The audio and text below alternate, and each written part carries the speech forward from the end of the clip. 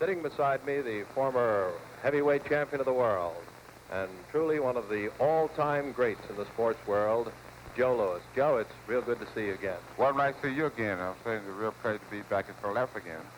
Well, as I think everyone in the sports world knows now, Joe Louis has turned professional wrestler. Now, Joe, there has been quite a bit of criticism about it in the newspapers. I know that you have read it, and I'd like to know how you feel about it. Well, I feel like anything else that's being criticized when I think I'm right. I'm trying to, no, don't everyone agree with my idea of what I've done, but I'm sure that more people do agree with me than the ones who don't.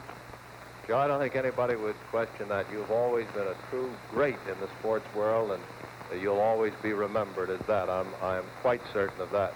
Joe, as a professional wrestler, training, you have to do some of it. Do you have to do as much as when you were boxing? Well, I think you probably have to do more. Because, well, at least when Brother Roger's been training me lately, I think you have to do more. Because I would wake up 3 or 4 hours a day. When I was fighting, I only trained probably about an hour and a half a day. Now, wrestling, too, you have to work 3, 4, maybe even 5 nights a week, correct? Oh, that's true. But it's different than wrestling and boxing is that I don't have to get up at 5 o'clock in the morning to do roadway. I guess that's all right with you, isn't it? That's right, wonderful with me. You've been on this circuit now for just about a month. Do you intend to continue as a wrestler? Is this a period when you're trying to find out whether you really want to do it or not? Well, my condition now in wrestling would be only part-time, but I'm still connected with 4 popular business of mine, like International Boxing Club, the Joe Louis Milk Company in Chicago, and Joe Louis Public Relations Officer with Billy Rowe in New York, and an insurance company in Detroit. But during that time, I will wrestle.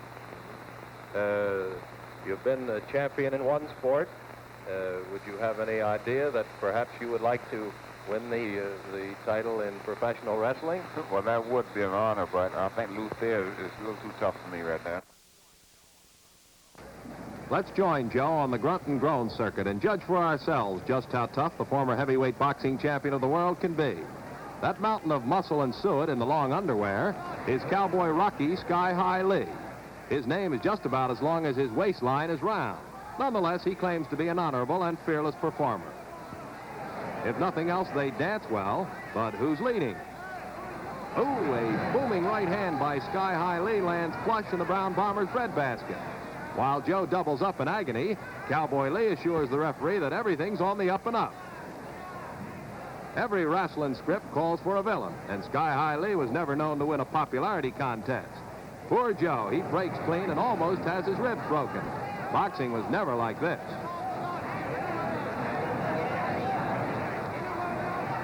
After being KO'd by the tax collectors, Louis was hoping to pick up pin money in the groan and grunt league.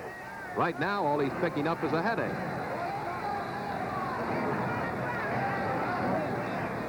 Two can play this game, says Joe, but rotund Rocky will have no part of a fisticuff battle. Maybe it's better that way, for if Joe ever pumped a right in the Cowboy's expansive jelly-like belly, his hand could be lost for a week. So far, the Cowboy's been in the saddle all the way.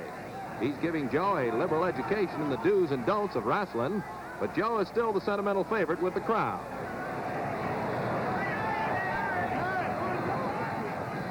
Ah, the worm is turning as Louis lathers Lee with some of his famous perpetual motion punching.